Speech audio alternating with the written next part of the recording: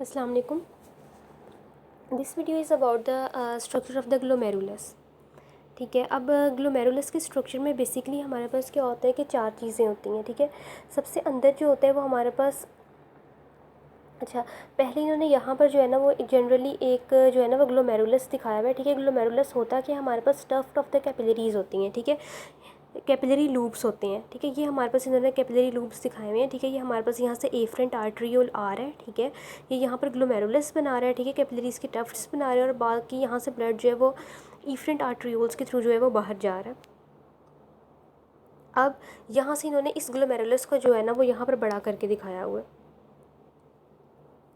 सबसे अंदर ये वाले जो ग्रीन वाले सेल्स हैं ना, ये हमारे पास मेसेंजियल सेल्स हैं। ठीक है, और ये जो है ना ग्रीन वाला ये क्या है, मेसेंजियल मैट्रिक्स है। ये जो मेसेंजियल सेल्स होती हैं और ये जो मेसेंजियल मैट्रिक्स होते हैं, ठीक है, ये हमारे पास सपोर्टिंग सेल्स होते हैं ऑफ द ग्लोमेरुलस। इसके पास ये जो ऑरेंज वाले हैं ये हमारे पास एंडोथीलियल सेल्स हैं, एंडोथीलियल कैपिलरीज हैं। ठीक है, ये जो है वो कैपिलरीज हैं और ये इनकी क्या है, एंडोथीलियल सेल्स हैं। अब एंडोथीलियल सेल्स में हम देख सकते हैं कि यहाँ पर हमें बहुत ज़्यादा फेनेस्ट्रेशंस नज़र आ रही हैं।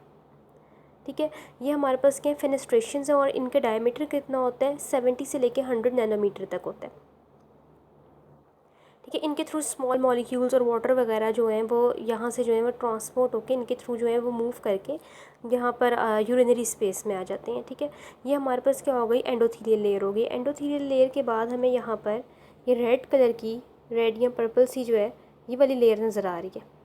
ठीक है, ये हमारे पास क्या है, ग्लोमेरुलर बेसमेंट मेम्ब्रेन है। ये वाली, ये सारी एंडोथेलियल सेल्स के बाहर। ग्लोमेरुलर बेसमेंट मेम्ब्रेन के बाद फिर हमारे पास एक और लेयर है। ठीक है, जहाँ पर हमारे पास ये ब्लू वाले सेल्स हैं। ये जो ब्लू वाले सेल्स हैं ना ये हमारे पास ये हैं एपिथेलियल सेल्स। अब एपिथेलियल सेल्स जो है ना वो ग्लोमेरुलस में दो तरह के होते हैं। ठीक है, एक ये ब्लू वाले हैं जिन्हें हम विज़रल एपिथेलियल सेल्स कहते हैं। ठीक है, अंदर की तरफ। फिर बाहर एक और लेयर होती है एपिथेलियल सेल्स की जिन्हें हम पेराइटल एपिथेलियल सेल्स कहते हैं। तो ये हमारे पास विज़रल एपिथेलियल सेल्स हैं। ठीक है, और ये पेराइटल एपिथेलियल सेल्स हैं और इन दोनों के दरमियान में ये जो जगह है ना इसे हम कहते हैं यूरिनरी स्पेस। और जो भी चीज़ें फ़िल्टर होके आ रही होती हैं ना वो इस यूरिनरी स्पेस में आ रही होती हैं। अब ये जो विज़रल एपिथेलियल सेल्स होते हैं इनके पास ये न्यूमरस प्रोसेसेस होते हैं। ठीक है, जिन्हें हम क्या कहते हैं, फूड प्रोसेसेस। और ये विज़रल एपिथेलियल सेल्स को हम कहते हैं पोडोसाइट्स। तो ये क्या हैं, ये हमारे पास foot processes of the podocytes हैं। ये सारे ये ब्लू जो नज़र आ रहे हैं यहाँ पर। अब यहाँ पर भी हम देख सकते हैं कि जो फूड प्रोसेसेस ऑफ पोडोसाइट्स हैं इनके दरमियान में भी गैप प्रेजेंट है।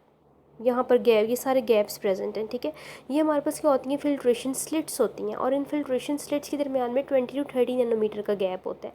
यहाँ पर हमने फेनेस्ट्रेशन में कहा था कि ये हमारे पास फेनेस्ट्रेशन 70 to 100 नैनोमीटर की होती हैं। फिल्ट्रेशन स्लिट्स 20 to 30 नैनोमीटर की होती हैं। ये पूरा स्ट्रक्चर हो गया ग्लोमेरुलस का। अब यहाँ पर जो है ना इन्होंने हमारे इस डायग्राम में इन्होंने ये दिखाया हुआ है, ये हमारे पास विज़रल एपिथेलियल सेल्स हैं। ठीक है, विज़रल बेसिकली ये विज़रल एपिथेलियल सेल्स के फूड प्रोसेसेस यानी कि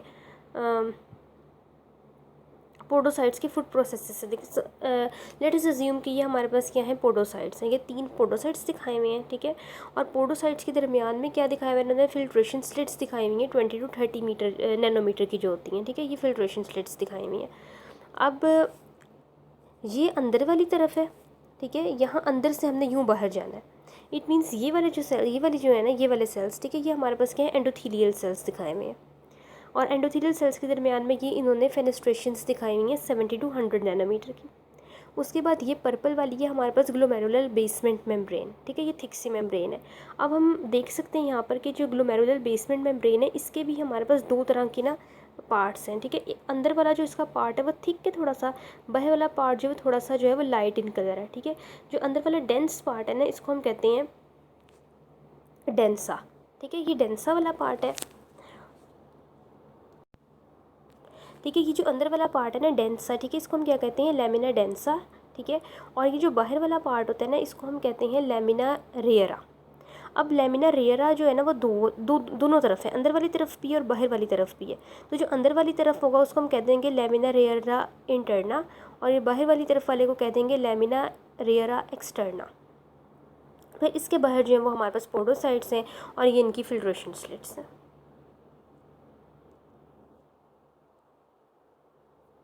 अच्छा, ये भी सेम डायग्राम ही है, ठीक है। यहाँ पर इन्होंने क्या दिखाया हुआ है, दोबारा से जो है वो एंडोथेलियल सेल्स दिखाई हुई हैं। एंडोथेलियल सेल्स के दरमियान में इन्होंने फेनेस्ट्रेशंस दिखाई हुई हैं।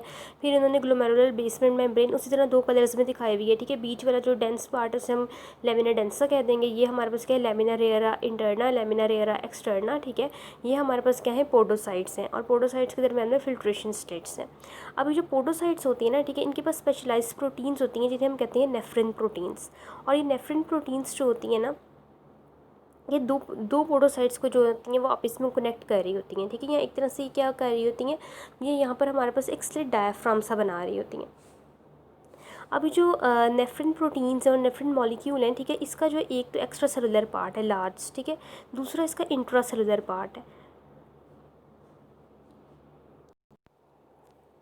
अच्छा, अभी जो नेफ्रिन प्रोटीन्स का इंट्रासेलुलर पार्ट होता है ना, ये हमारे पास दूसरी प्रोटीन्स से इंटरेक्ट करता है, ठीक है। एक ये हमारे पास इंटरेक्ट करता है पोडोसिन प्रोटीन से, फिर यहाँ पर हमारे पास CD2 एसोसिएटेड प्रोटीन होती है, और हमारे पास एक्टिन फिलामेंट्स होते हैं, ठीक है। इनके साथ ये इंटरेक्ट कर रहा होता है।